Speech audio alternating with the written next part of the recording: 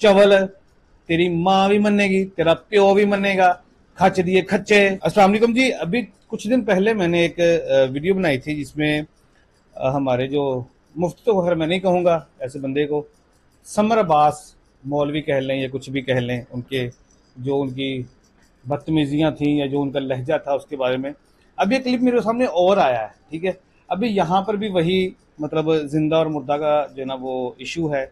लेकिन मुझे समझ तो ये नहीं आ रही इस बंदे की कि यार हम कोशिश कर रहे हैं कि हम जो हमारी यंग जनरेशन है, नौजवान जो हैं, उनको हम इस्लाम की तरफ लेके आए। ठीक है, जैसे मैंने, आपने मेरी पहली वीडियो देखी होगी, उसमें मैंने कहा था कि मेरा ये मिशन है कि हमारा जो नौजवान है, चाहे उसका फैशन कुछ भी हो, उसने फ्रेंच रखी है, खत रखा है, शेव कराई है, क्लीन शेव कराई है, जीन्स पहनता है, पेंट कोट पहनता है, कुछ भी पहनता है, ठीक है ना, वो कुछ भी फैशन करता है, कम अज कम उसको इस्लाम का प्रॉपर नॉलेज होना चाहिए। उसने कुरान पढ़ा हो, उसको इस्लाम की पहचान हो। ठीक है, हमारा तो ये मिशन है।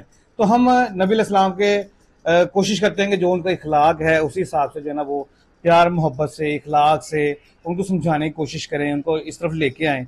जिस तरह से भाईजान आप किसी सवाल पूछने वाले को सबसे पहले आप बोलते हैं जी चवल, तेरी माँ भी मनेगी, तेरा प्यो भी मनेगा, खच दिए खच्चे, फलाने दिए फलाने।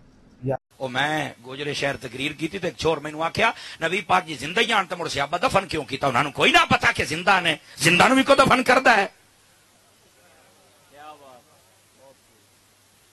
बैठे हो, बैठे रवे आ। मैं सवाल किया जे जवाब भी दे तो सदा उक्का ही त्रौ निकल गए ने सारे। जागो ये मसले अपने अकीदे सेट करो। मैंने आख्या, मैं बस ही रौला ही। आखे नहीं, मेरी एक और बात भी है। तुम जो कहते हो कि नबी पाक अपने रोजे में जिंदा है, तो मैं तो नहीं मानता। तो मैं क्यों नहीं मानता तू? मसला के उसने कहा मैंने साइंस पढ़ी है, तो जब तक वहां पर कार्बन डाइऑक्साइड और ऑक्सीजन ना हो तो बंदा जिंदा रह ही नहीं सकता। मैं क्या बस सदके जामा तेरी चोप, तू सदके जामा, बस इो गल। ए मलंग मेरे नाल सी, वो जमात इस्लामी का छोर आई को डॉक्टरी, मैं जी PhD हूं।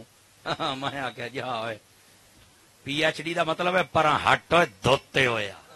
PhD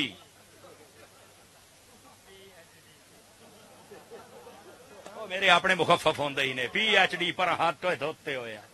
मैं क्या तेन इस मसले का ही नहीं समझ आया? अज तई भुलेखिया च पिया बना, एडा पढ़िया लिखा हो कि एडा वड्डा चबल बनया बना। नाराज ना होना, जरा कुछ 4 जमात पढ़ जाए, हुजूर दा आशिक रहे, वो तो पढ़िया लिखिया।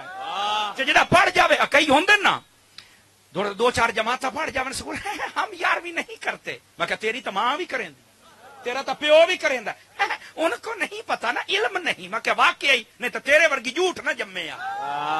दादा खौफ कर, मां प्यो नु कूड़ा ना, वो जेड़ा है उन्होंने टेंशन लेनी चाहिए, तो तो खुश होना चाहिए है।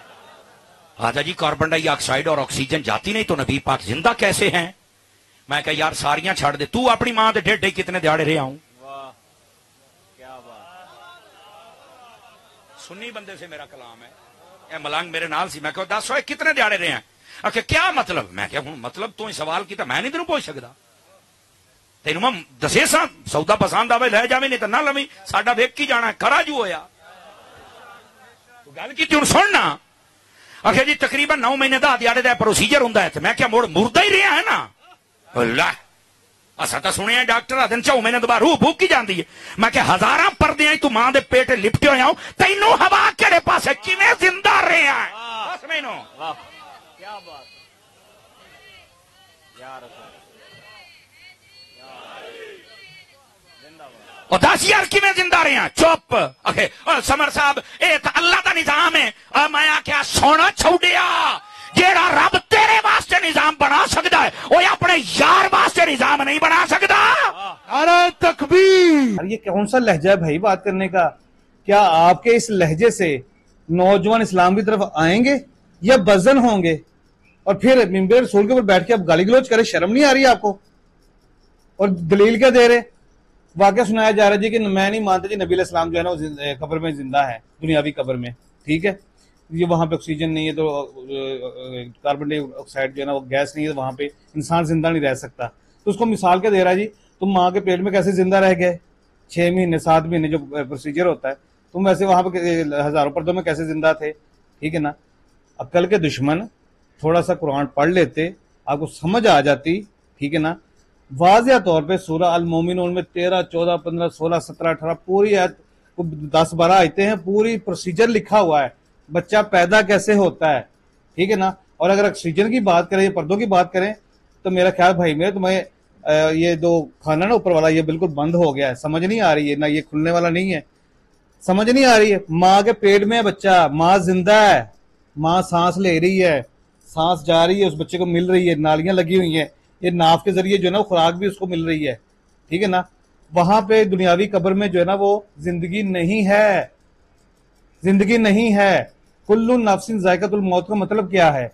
तमाम जानदारों ने मौत का जायका चखना है, तमाम, कुल कुल का लफ्ज आ रहा है।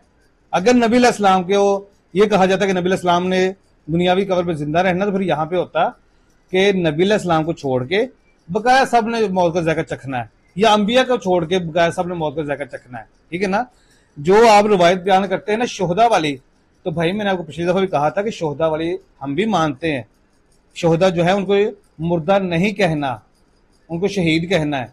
वो जिंदा है, और जिंदा दुनियावी कब्र में नहीं है, वो आलम बरज़ख में जिंदा है, इस दुनियावी कब्र में कोई जिंदा नहीं है। मौत का मतलब ही क्या है? मौत का मतलब है कि जब आपकी जिस्म से, आपके जिस्म से जिंदगी की रमश खत्म हो गई है, आंखों की बसारत चली गई है, मुंह से बोलने का पावर चली गई है, कानों से सुनने की समाज चली गई है, उसी चीज को तो मौत कहा जाता है।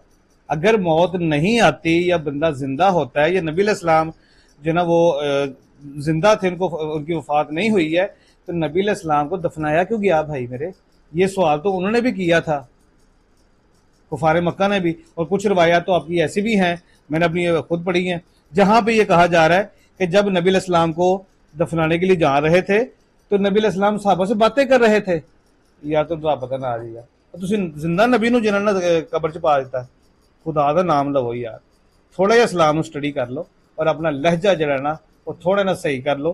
तो इस लहजे तो मुझे एक बात की समझ नहीं आई है कि जो बंदा आपसे सवाल कर रहा है, आप उसको खच कह रहे हैं, उसको चवल कह रहे हैं, उसकी माँ बहन की उसको गाली दे रहे हैं, ठीक है ना, वो उस बंदे ने आपके खिलाफ कोई एक्शन ही नहीं लिया, ठीक है ना। होना तो ये चाहिए था कि आपके खिलाफ वो FIR करवाता, आपको अरेस्ट करवाता, ठीक है ना। आपको वहां पे जाके पुलिस वालों को जो पांजे छितर पड़ते, आपको समझ आ जाती कि नबी अलैहिस्सलाम का लहजा क्या था, उनका इखलाक क्या था, वो किस तरह से बात करते थे, ठीक है ना। इसका मतलब जो होता है, जब बंदा आगे से गाली गलोच करना शुरू कर दे, बात को घुमाना शुरू कर दे, गुस्सा करना शुरू कर दे, तो इसका मतलब यह है कि वो बंदा झूठा है। अगर आपने कुरान पढ़ा है, आपके पास दलील मौजूद है, तो फिर आपको टेंशन लेने की जरूरत नहीं है। आप दिखा सकते हैं कि भाई मेरे ये देखें कि ये लिखा हुआ है, ठीक है ना, ये फतवा है। फतवा का मतलब होता है खोल के दिखा देना, तो ये फतवा है, ये खोल के दिखा दिया मैंने कि कुरान में यही लिखा है। और दुनिया के अंदर हिदायती किताब सिर्फ और सिर्फ कुरान पाक है, कुरान के अलावा कोई किताब जो है वो हिदायत की नहीं है। और यही वो किताब है जिसके बारे में ये कहा जाता है कि इसमें रत्ती बराबर भी शक व शुबे की गुंजाइश नहीं है। खुदा का नाम है। और ये लोग पता क्यों करते हैं? क्योंकि इनके फॉलोवर खत्म हो जाते हैं, इनको नोटों की जरूरत है। और मैं एक रिक्वेस्ट भी करूंगा, पिछली वीडियो के अंदर जो लोग कमेंट बॉक्स में जो है ना वो उन्होंने वीडियो देखी भी नहीं है, पूरी पॉइंट को समझा ही नहीं है, जो मैं समझाना चाह रहा हूँ, जो मैं कहना चाह रहा हूँ, उसको देखा भी नहीं है, तस्दीक भी नहीं किया कुरान से, ठीक है। जो आयात मैंने बताई है, जो हवाला मैंने बताए हैं, ठीक है, इससे पीछे भी मेरी वीडियो है, वो आप देख सकते हैं, वहां पे आपको काफी सारे दलीलें, काफी हवाले मिल जाएंगे। सिर्फ उल्टे सीधे कमेंट करने शुरू कर दे, मुफ्ती साहब जिंदाबाद, मुफ्ती साहब जिंदाबाद। और भाई ये अंधी तकलीद है, अंधी तकलीद ना करो, अंधी तकलीद ना करो। कुरान को पढ़ो, कुरान को पढ़ो। मैं बार बार आपको कहता हूँ कुरान को पढ़ लो, कुरान को पढ़ोगे तो इस्लाम समझ आएगी आपको।